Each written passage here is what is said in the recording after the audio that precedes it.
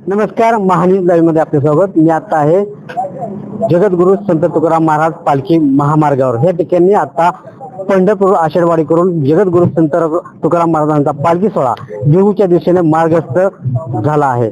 माझ्यासोबत काही वारकरी भाविक भक्त आहेत जे सुरुवातीपासून ते शेवटपर्यंत जगद्गुरु संत तुकाराम महाराज पालखी सोहळ्याबरोबर असतात. महाराज हा रोटीचा नागमोडी घाट आहे.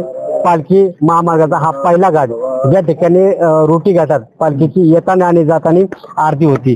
काय अपेक्षा आहे आपल्या ह्या वारकरी भाविकांकडून पालखी सोहळ्यात काय सेवा सरकारने केली पाहिजे? आमची अपेक्षा काहीच नाही. अपेक्षा करणं म्हणजे उपेक्षा करणं. एका वस्तूची अपेक्षा केली की दुसऱ्या गोष्टीची उपेक्षा होते. आपण जर झोपडीची उपेक्षा केली की अपेक्षा आपण बंगल्याची केली असते. बरोबर आहे का नाही बाबा?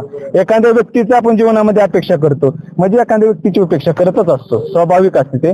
म्हणून अपेक्षा वार करायला नसते, आहे का नाही? काय मागणे असं तुकोबार आहे माझं, काय अनुचित नाही. बरोबर आहे का नाही? आणि जी काही राज्य सरकार सेवा करते ना त्याची तर धन्यता देतो आम्ही. हा, एवढे चांगल्या पद्धतीने 20,000 राज्य शासनाने जाहीर केले. 20,000 आपण प्रत्येक दिंडी मागे देणार आहोत. हा, दिंडी मागे देऊ नका तुम्ही, दिंडीला देऊ नका. दिंडीला देऊच नका. हा, द्यायचा असेल ना तुम्ही चांगल्या भूमिकेने असणार ही सेवेमध्ये जमा करा. हा, वारकरी सारखं संप्रदायाची जो काही तुम्ही सेवा करता ती सेवा अखंडपणे आजपणे चालू राहावीत. आणि एकनाथ शिंदे साहेबांना एवढंच आहे की तुम्ही पहिले तुळशीची माळा घाला गळ्यात, आहे का नाही? तुळशीची माळा घातलं म्हणजे कंठी मिरवा, तुळशी व्रत करा एकादशी, बजरंग बली सुद्धा हनुमान मार्गावर संडास लघवीची सोय झाली पाहिजे.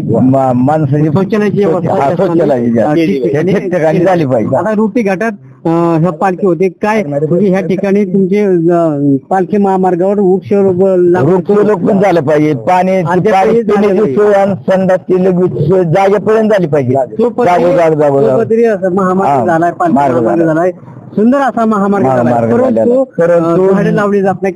काय सांगा? झाडच लागली पाहिजे ना. झाडामुळे सावली बरीचशी जुनी झाडं जी होती जुन्या रस्त्यावरती वारकरीची जाताना अडचण होती, सावलीला बसायची. आता पाटस मधून पालखी आल्यानंतर रोटी काठापर्यंत दिंडे येऊन बसतात. त्या ठिकाणी अशी सावली पाहिजे बसायला वारकऱ्यांना जाताना येताना. किंवा मग गावकऱ्यांनी किंवा शासनाने असे मंडप घातले पाहिजेत गावकऱ्यांनी. ह्या ठिकाणी वृक्षारोपण झालं पाहिजे, महत्वाचं वृक्षारोपण आहे.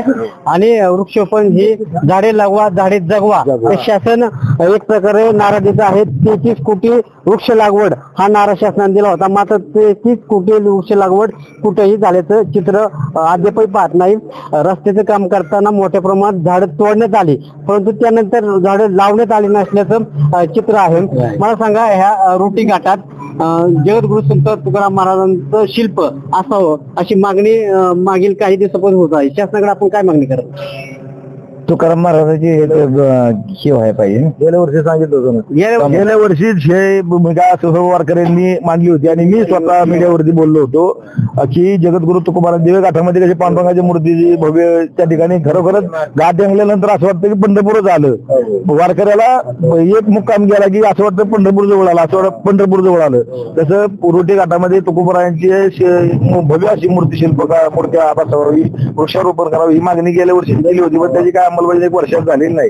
आता तरी शासन 1 वर्ष झालं अंमलबजावणी करत नाही. सातत्यानं वारकरी संप्रदाय पालखी मार्गावर जी गैरसोय आहे ती गैरसोय दूर व्हावी आणि ती लवकर समस्या सोडवाव्यात अशा मागण्या करत आहे. परंतु शासन ह्याकडं डोळे झाक करत आहे, लक्ष देत नाही असा आरोप त्यांचा आहे.